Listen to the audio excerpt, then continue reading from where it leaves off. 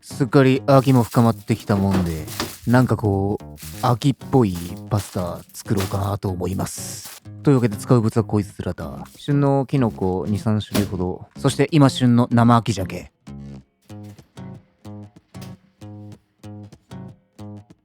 まず最初に鮭の皮を剥ぎ取っていく。ちょっと剥がれてる部分をつまんで、皮を引っ張りながら包丁を上下にスライド。今回は旬の生鮭だが、塩鮭なんかを使う際は後ほど塩分調整が必要になってくる。余った皮はパリパリに焼いてつまみにでもするといい。塩鮭と違い、生鮭の場合はやや臭みがあったりするんで、両面に塩を塗ってしばらく置いておく。こうすると浸透圧で中の水分が臭みとともに出てくる。こいつはこのまましばらく置いておく。その間に他の食材を仕込んでいく。まずはニンニク。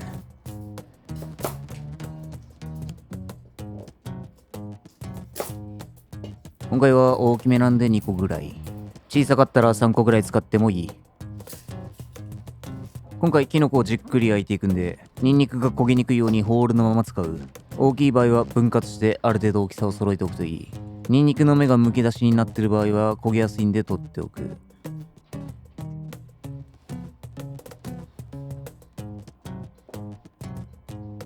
このまま包丁の腹で軽く潰し、ニンニクの香りがオイルに溶け込みやすいようにしておく。続いてパセリをみじん切りに。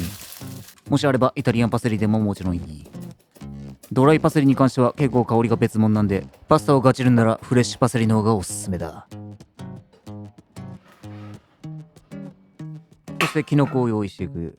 今回はしめじ、舞茸、平茸を使ってる。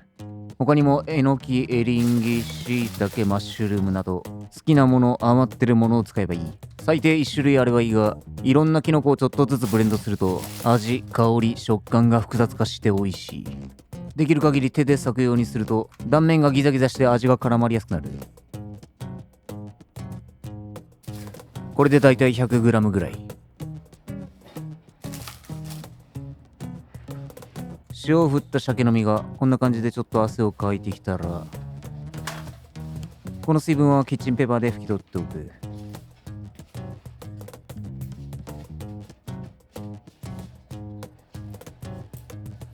水気を切った鮭の身は一口サイズに適当に刻んでおく。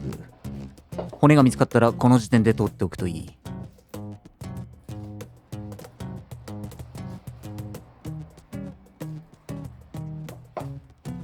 というわけで仕込みは以上だ。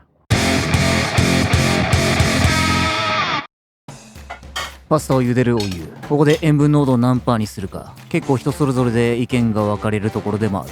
そもそもパスタのお湯に塩を入れる理由は、パスタにコシを持たせることと、パスタに程よい下味をつける意味がある。塩分濃度が濃いほどパスタの表面がプリプリになりコシが生まれる。しかしその分しょっぱくなりすぎて味付けが難しい。今のところ俺がベストと思うのは塩分濃度 1.5%、 1リットルのお湯に塩大さじ1。お湯を舐めてみると分かるが結構しょっぱめだ。1.5% のお湯で茹でると最終的に茹でたパスタの塩分濃度が 0.8% になる計算。人間が美味しく感じる塩分濃度は 0.8 から 1% と言われている。1.5% のお湯で茹でると麺にコシが生まれ味もバシッと決まりやすい。ただしこれは絶対ではなく状況によって書いている。例えば茹でるお湯が少なすぎる場合は水分が飛び塩分濃度が濃くなりやすいし、具材に塩分が強いものが含まれている場合、例えば今回だと生鮭の代わりに塩鮭やスモークサーモンの切り落としなんかを使うときはお湯の塩分濃度を 1% ほどにとどめることもある。茹で汁をたっぷり使うときやワンパンパスタにするときもしょっぱくなりすぎるんで塩は減らした方がいい。この辺の感覚はいろんなパスタを作ってるとだんだん分かってくるはずだ。フライパンの方でニンニクの香りを出していく。今回使うオリーブオイルは企業さんからいただいたこちら、結構スーパーにも売られてるフルーティーなオリーブオイル。この中でもいろいろ種類があるが、このブランドのドルチェという種類は割と癖が少なめで炒め油にも使いやすい。本来仕上げ用に使うようなもんだと思うが、いただいたからには使っていきましょう。積極的に使っていくとまたもらえるかもしれない。ニンニクから軽く泡が出てくるまで強めの火で油を熱していく。泡が出てきたら弱火にしじっくり香りを引き出していく。香りが立ってきたら唐辛子を投入。これはイタリア産の唐辛子。小ぶりだがこれで一般的な鷹の爪より全然辛い。日本の唐辛子にはないキレのある香りと辛みがある。通販で買えるんで概要欄に載せておく。一見高そうに見えるが粒は小さいし大量に入ってるんで一生なくなる気がしない。唐辛子が焦げそうになったら上の方に避難。ニンニクの香りが十分オイルに移ったらキノコを投入。フライパンに入れたらニンニクオイルを全体にまず絡ませる。最初キノコがオイルを吸うがここでさらにオイルを足す必要はない。後から水分を足すとキノコからオイルがにじみ出てくる。そうしたらしばらく動かさず焼き付けるように炒めていく。ニンニクや唐辛子が焦げそうな場合はキノコの上に乗せて避難しておくといい。中火程度の火力で焦げつかないように定期的にひっくり返し焼き付ける。キノコのほとんどは水分だ。こうやってしばらく焼き付けると水分が抜けてかさが減り旨味がギュッと凝縮される。キノコから湯気が出てくるがこれが水分が抜けてる証拠だ。これを何度か繰り返しこれぐらいかさが減って美味しそうな焼き目がついてきたら OK だ。生鮭を投入。炒め合わせて軽く火を入れていく。湯が沸いたんでパスタを茹でていく。俺はよくパスタ作るんで俺はこのバリラナンバー5を通販でまとめ買いしてる。どこにでも売ってるし大容量で買うと非常にコスパがいい。麺も伸びにくく初心者にもおすすめ。世界中で人気のあるパスタはある程度太さがある方が好みだ。麺の量は80。いっぱい食べたかったら 100g。 麺の量が多くなるほど水分量の調整が難しくなり難易度が上がる。茹で時間は表記時間通りでいい。アルデンテが理想ではあるが絶妙なアルデンテに仕上げるのはなかなか難しい。変に早く揚げすぎて芯が残ってるのは最悪だ。芯が残ってるぐらいならまだ茹ですぎた方がマシ。表記時間通りに茹でてさっとソースと絡めるぐらいが一番失敗が少ない。フライパンの方でソースを作っていく。ここに水を足していくが全部茹で汁を使うとしょっぱくなってしまうんで茹で汁と水半々ぐらいで OK。 塩分調整は茹で汁で行う。これはうちで常備してる昆布水を使ってるがまあ水でいい。入れた水分は 50cc ほどか。まあちょうどソースっぽい水分量になるぐらい入れればいい。足りなかったら足し入れすぎたら煮詰める。水を入れたら鍋底にこびりついた旨味を引き剥がす。今回のパスタのイメージは秋のパスタだが具体的に言うとなんかこう大地っぽいなんか力強い感じというわけでバターでコク出し。無塩バターを使ってるが有塩バターを使う際は各々塩分を調整してほしい。ここにさらに魚醤で旨味を足していく。今回使うのはこの視聴者にもらった石川県で作られるイカの魚醤だ。これなんか秋っぽい深みがあってこのパスタに非常に合う。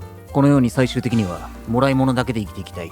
ちなみにイタリア料理で醤油は使われないがコラトゥーラという魚醤は旨味足しでよく使われる。しょっぱいんで小さじ半から1ほど風味足し程度で OK だ。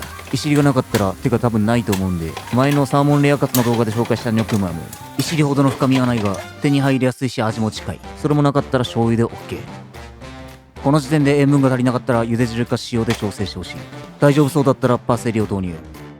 イタリアンパセリを使う場合はそこまで火を通す必要はないんで最後の仕上げの段階で入れればいい。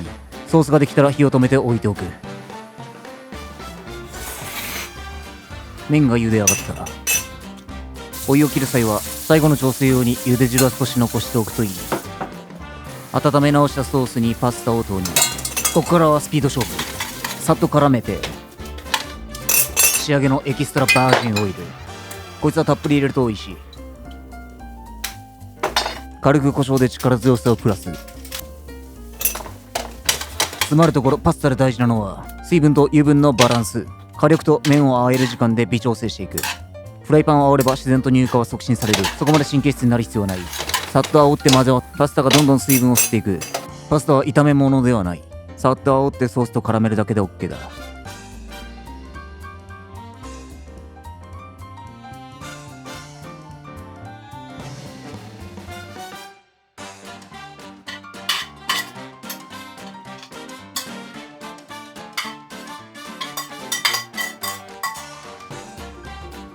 仕上げにチーズでももちろん美味しいがここは秋っぽくすだちで味を締めていく。最近スーパーでこういったすだち果汁を見かけるようになったんで結構便利だ。というわけで完成。秋のペペロンチーノ。パスタは時間が経つほどどんどんまずくなるんで出されたらすぐに食いましょう。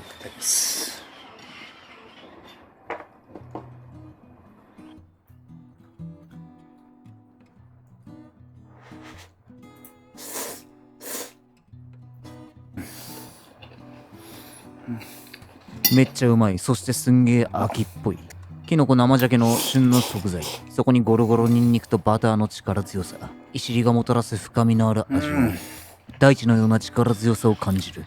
そこに効いてるのがすだち。すだちの爽やかな酸味が味を引き締め、重くなりすぎるのをカバーしている。非常に絶妙なバランス。これぞ和と洋の融合。まさに秋のパスタ。お金持ちになったら松茸とかも入れてみたい。パスタってもんはなかなか奥が深く、お店のように作ろうとすると結構難しかったりするんだが、塩分濃度と水分と油分のバランス、この辺意識して何度も作ってれば自然とうまくなっていく。ペペロンチーノのベースさえできれば具材は適当に減らしてもらって大丈夫なんで、ぜひチャレンジしてみてほしい。普段はパスタめっちゃ作るんやけど、あんまり動画にはしてなかったんで、これからも定期的に俺っぽいパスタを作っていこうと思いやす。完食。お疲れ様でした。